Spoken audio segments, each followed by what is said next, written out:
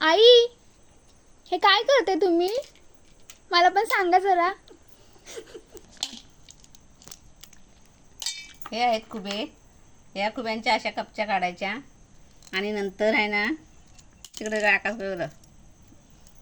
नंतर मग ते कपचं काढल्यानंतर इथून तुम्ही बघू शकता असं गीर करायचं. अशी प्रोसेस आहे. आतमधले असे गोल गोल फिरून असं गीर करायचं. अशी गीर काढायची आणि त्यांची भाजी बनवायची. तर मग भाजी कशा पद्धतीने बनवतात तर सांग ना. लसूण हे करायची, निसायची.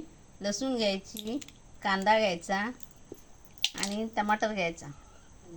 पातेल्यामध्ये तेल टाकायचं. सगळं ते कांदा वगैरे कढलं की टमाटर टाकायचं, गरम मसाला, तिखट मसाला, हळद, मीठ आणि त्याच्यानंतर हे ते गीर आहेत ते त्याच्यामध्ये परतायचे आणि वाफेवरती बनवायची.